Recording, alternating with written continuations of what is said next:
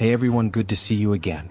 I'm back with another video, and this time we're tackling that remote control that keeps acting up, working 1 minute and refusing to respond the next.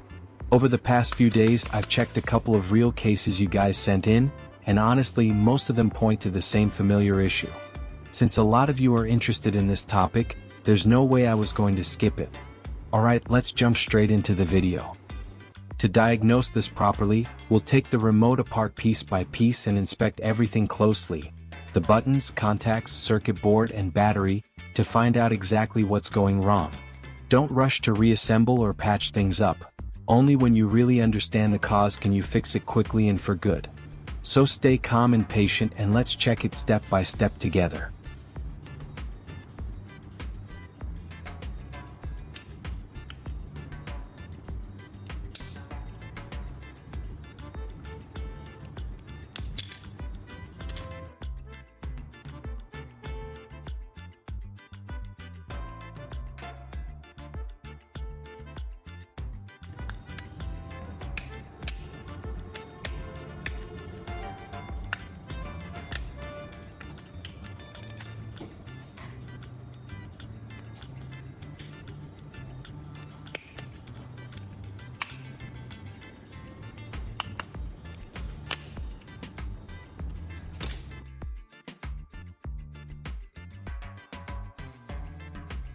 Looks like I've figured out what the problem is. This kind of issue usually comes from using the remote for years on end, which slowly wears down the circuit inside, causing oxidation and weaker contact points. Sounds a bit worrying at first, right? But honestly, it's a pretty common problem, especially with older remotes that have been through a lot of daily use. With the right fix, it'll be back to working smoothly again. Nothing too serious. So without keeping you waiting any longer, let's get straight to the repair. The first step is to clean the circuit board and rubber buttons using 90% medical-grade alcohol and a cotton swab. It may seem simple, but this step is actually crucial. The 90% alcohol evaporates quickly and leaves no residue, making it safe for electronics while effectively removing dirt, grease, and minor oxidation on the contact points. Skipping this step could mean that even after reassembly, signals may remain inconsistent, and buttons might not respond properly. So take your time, be gentle, and rotate the swab just enough to clean thoroughly without damaging the rubber or the circuit traces.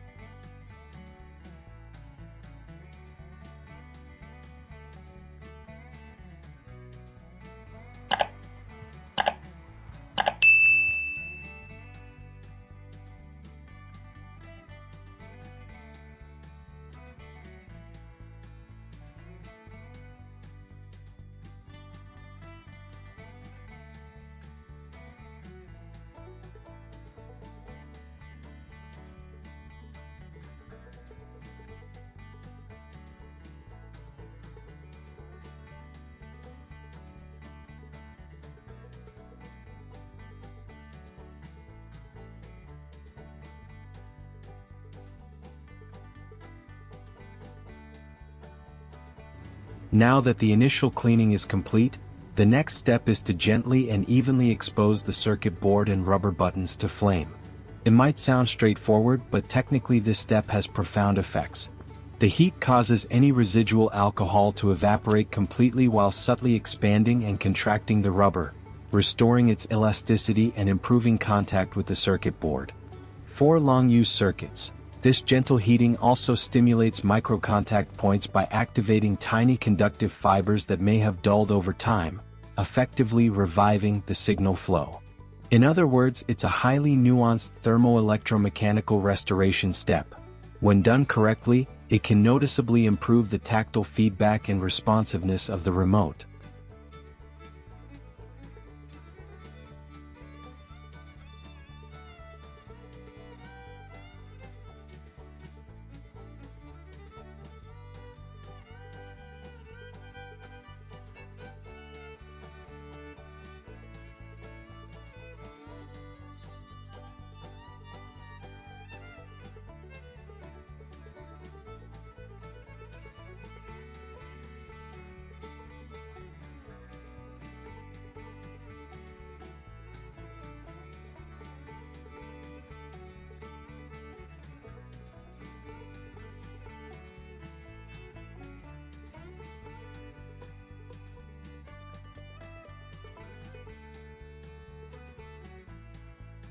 Alright, the final step is to fully reassemble the remote and observe its performance once powered on. First, never underestimate this stage because from an anthropological perspective, every human action, no matter how small, embodies a complex interplay between intention, habit, reflex, and latent destructive potential. When assembling the remote, your hands appear to be constructing an object. Yet the subtle motions, unconscious reflexes, and cognitive orientation behind each movement can inadvertently alter the delicate physical and electronic structures. On a broader scale, human history demonstrates that minor mistakes often produce significant consequences, whether in building houses, crafting tools, or managing complex societies.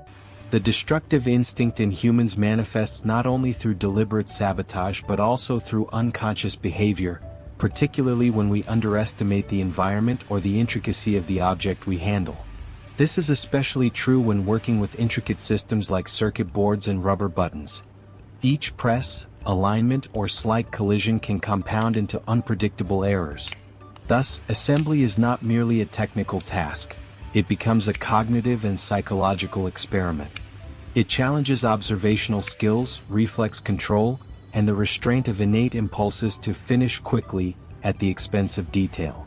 Careful execution at this stage not only restores the remote's function but also provides a lesson in human nature. The latent capacity for destruction is often stronger than the capacity for creation, and only through awareness, patience, and deliberate intention can we transform that energy into enduring, meaningful outcomes. In other words, every successful reassembly is living proof that humans can master their destructive tendencies, turning seemingly mundane actions into consciously creative acts. This awareness elevates a simple technical task into a profound anthropological experience, simultaneously technical, cognitive, and philosophical.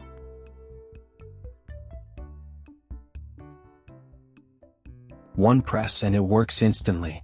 It's hard to believe, but every effort, from careful cleaning to gently heating the circuit and meticulously reassembling each part, pays off immediately. Every button now responds smoothly, the signal is stable, and the remote feels almost brand new. Looking back at the entire process, you can see how patience and attention to detail truly make the difference. Understanding the root cause of the problem was the foundational step to success. This isn't just a repair, it's proof that mindful, deliberate work leads to superior results. And that's it, you can now use your remote without worrying about glitches, and every press feels smooth, effortless, and satisfying. Remember, just a little patience and the right technique can turn an ordinary object into something that works perfectly like it's brand new.